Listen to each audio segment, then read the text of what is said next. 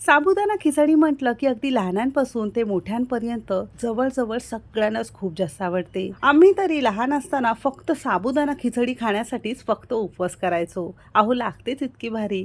तर आज आपण मस्त खमंग, खुसखुशीत आणि मऊसूत अशी अगदी मोकळी मोकळी आणि डब्याला जरी न्यायची झाली तरी अगदी दिवसभर छान लुसलुशीत आणि नरम राहणारी परफेक्ट अशी साबुदाणा खिचडी कशी बनवायची आहे ते बघणार आहोत.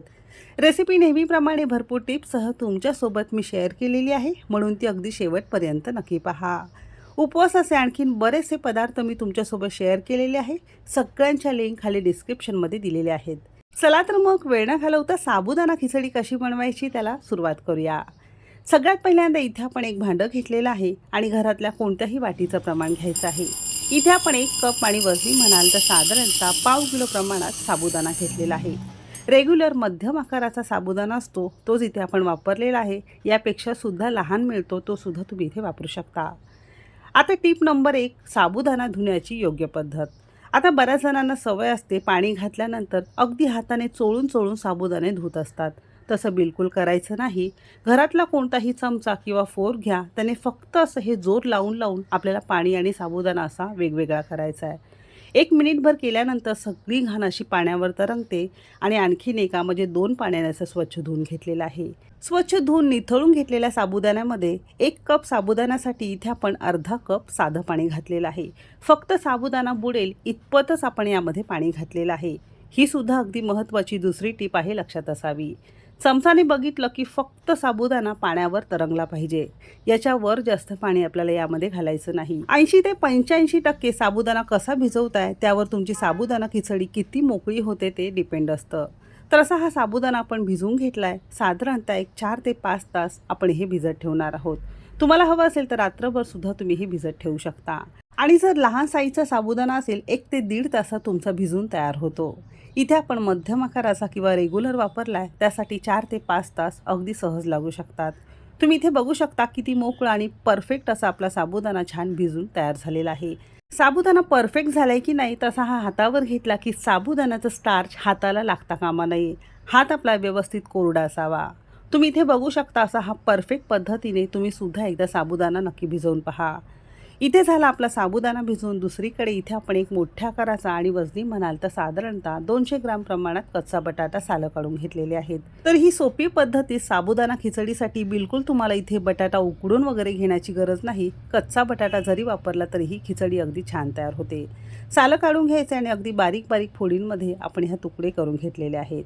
तुम्ही इथे बघू शकता अगदीच मोठे करायचे नाही. हे पाव किलो साबुदाण्यासाठी साधारणतः एक मोठ्या आकाराचा कच्चा बटाटा अशा फोडींमध्ये आपण करून घेतलाय.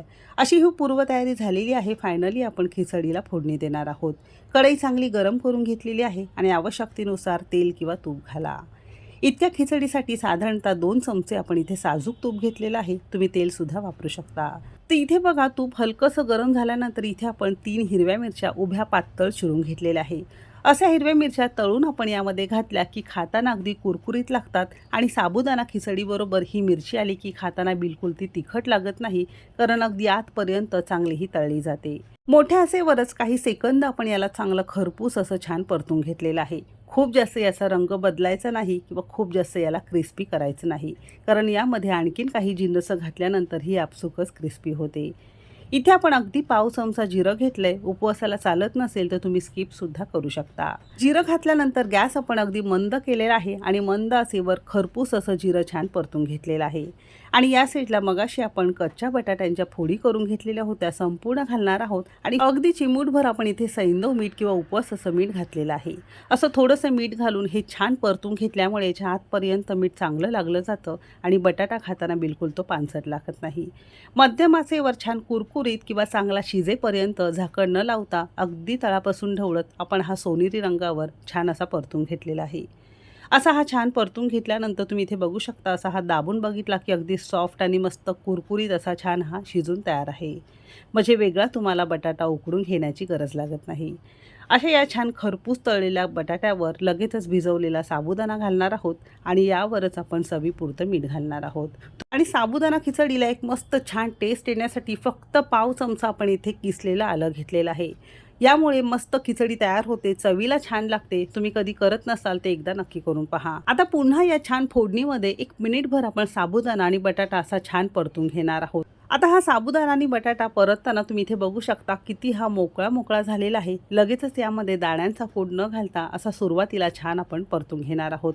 याने ना काय होतं, एक तर साबुदाणा खिचडी त्याला चव छान येते आणि ती बिलकुल स्टिकी किंवा चिकट होत नाही. असं 2 मिनिटं छान परतून घेतल्यानंतर सारख्याच कपनेमध्ये ज्या कपने आपण 1 कप कच्चा साबुदाणा घेतलेला होता, सारख्याच कपने इथे आपण अर्धा कप भाजलेल्या दाण्यांचा कूट घेतला आहे किंवा शेंगदाण्याचा कूट घेतलेला आहे. 1 कप साबुदाण्याला अर्धा कप दाण्यांचा कूट अगदी परफेक्ट आहे. 1 कप साबुदाण्यासाठी अर्धा कप दाण्यांचा कूट अगदी परफेक्ट आहे. यापेक्षा जास्त दाण्यांचा कूट घातला की साबुदाणा खिचडी चिकट होते आणि थोडासा त्याचा काळपट रंग होतो. 1 मिनिटभर चांगलं परतून घेतल्यानंतर अगदी पाव चमचा साखर घातली आहे. साखरेमुळे ना अगदी दिवसभर तुमची ही साबुदाणा खिचडी चांगली मऊ आणि लुसलुशीत राहील. बिलकुल ती कडक होणार नाही आणि साखर घातल्यामुळे हलकासा गोडसरपणा आपल्या या खिचडीला येतो. तुम्ही कधी करत नसाल ते एकदा नक्की करून पहा. पुन्हा चांगले एकजीव करून घेतलेला आहे आणि झाकण लावून मध्यम आचेवर फक्त 2 मिनिटं आपण याला वाफवून घेतलेलं आहे. खूप जास्त याला आपण वाफवून घेणार नाही आहोत. गॅस बंद केलेला आहे आणि या स्टेजला तुम्ही इथे बघू शकता अगदी गरम साबुदाणा खिचडी असूनही अगदी छान सुटसुटीत मोकळी झालेली आहे आणि गरम खिचडीच खायला मजा येते. आवडत असल्यास थोडीशी म्हणजे 1-2 चमचे ओल्या नारळाची चवसुद्धा तुम्ही यावर भुरभुरू शकता. तर अशी ही खूप साध्या सोप्या पद्धतीत आणि खूप मोकळी मऊ लुसलुशीत अशी छान साबुदाणा खिचडी खाण्यासाठी तयार झाली आहे. हलक्याशा आंबट दह्याबरोबर 1 हिरवी मिरची, थोडंसं जिरं आणि किंचितसं मीठ घालून थोडंसं कुटून दह्यामध्ये तुम्ही हे घालून ही खिचडी अगदी मस्त लागते. किंवा आवडत असेल तर गोड दह्याबरोबर सुद्धा तुम्ही ही खाऊ शकता. अगदी मस्त परफेक्ट अशी साबुदाणा खिचडीसुद्धा तुम्ही एकदा नक्की करून पहा आणि घेतलेल्या जिन्नसात 2 ते 3 जणांना व्यवस्थित खिचडी पुरू शकते. आजची ही रेसिपी कशी वाटली, लाईक, शेअर आणि सबस्क्राईब नक्की करा. तुमच्या मित्रमैत्रिणींसोबत जास्तीत जास्त शेअर करा. रेसिपी कोणत्या शहरातून बघताय मला कमेंट करायला विसरू नका. चला तर मग भेटू एक मस्त आणि जबरदस्त रेसिपीसोबत. तोपर्यंत मस्त खा आणि स्वस्त रहा.